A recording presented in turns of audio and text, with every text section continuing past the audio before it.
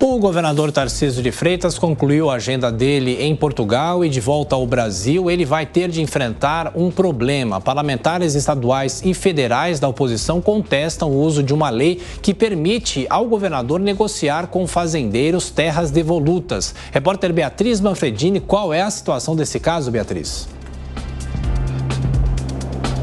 Olha, Thiago, é exatamente por conta desse caso que Tarcísio mal chegou de Portugal e vai hoje fazer um bate-volta em Brasília, né? Ele retornou aqui ao Palácio dos Bandeirantes, mas faz um bate-volta em Brasília para ter uma audiência com a ministra do Supremo Tribunal Federal, Carmen Lúcia, ao 12h30. O assunto é justamente, então, essa lei que foi aprovada pela Alesp, Assembleia Legislativa do Estado de São Paulo, no ano passado e sancionada pelo então governador Rodrigo Garcia, do PSDB, e que está sendo alvo dos parlamentares de oposição. Essa é uma lei que permite, então, que o governador negocie terras devolutas. O que são terras devolutas, né? São aquelas terras que não têm dono, estão ocupadas irregularmente, mas que ela não tem nenhum destino. O poder público nunca disse o que fazer com essas terras, ninguém nunca as reivindicou. Então, essa lei, ela permite que o governo negocie essas terras e venda esses espaços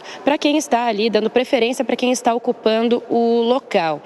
O governo Tarcísio de Freitas começou a fazer isso neste ano, apesar da lei ter sido sancionada ano passado na gestão Garcia, foi Tarcísio quem começou a negociar essas terras com desconto e dando prioridade, então, aos fazendeiros que estão ali ocupando esses locais. O problema é que o Partido dos Trabalhadores, o PT e o MST, o Movimento dos Trabalhadores Rurais Sem Terra, entraram com uma ação no STF de inconstitucionalidade dessa lei, né, pedindo para que essa lei seja barrada no STF. E é justamente isso, então, que Tarcísio de Freitas, de acordo com a minha apuração, vai conversar hoje com a ministra Carmen Lúcia. Ela quem está cuidando pessoalmente desse assunto. Ele vai tentar destravar, então, essa ação do PT que tenta barrar a lei. A gente fica aí acompanhando. Depois desse bate-volta em Brasília, ele volta imediatamente aqui para São Paulo, para o Palácio dos Bandeirantes. Thiago. Já estaremos acompanhando esse encontro em Brasília. Agora, Beatriz, uma outra informação. A Assembleia de São Paulo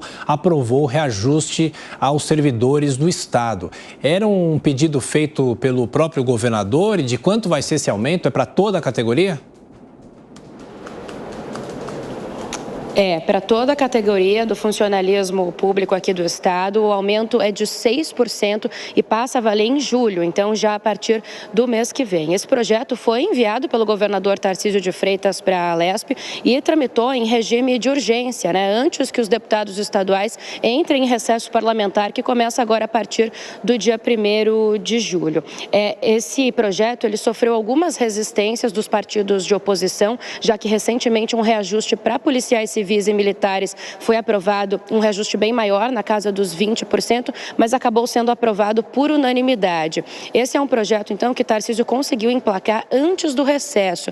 Isso porque alguns vão ficar agora para depois do mês de julho, né, para depois dessas férias. Alguns projetos, por exemplo, como a reforma administrativa, que vem ganhando espaço aqui no Palácio dos Bandeirantes. Na semana passada, o governador se reuniu com membros aqui da gestão para falar sobre o assunto. A ideia é extinguir cerca de 5.000 vagas aqui no Palácio, né, e enxugar a máquina pública. Ele quer acabar com o que vem chamando de puxadinhos do PSDB, que são aqueles cargos indicados politicamente para que algumas pessoas recebam salários maiores do que o esperado. Então, a reforma administrativa deve ficar aí para depois do recesso. Lembrando que Tarcísio está com dificuldades na Alesp, né, tem uma ala da base dele, uma ala do PL, que não está votando muito junto com o governador tenta aqui nos bastidores se articular para conseguir ganhar força de novo com a base. Isso porque se os partidos independentes votarem contra ele, assim como essa ala da base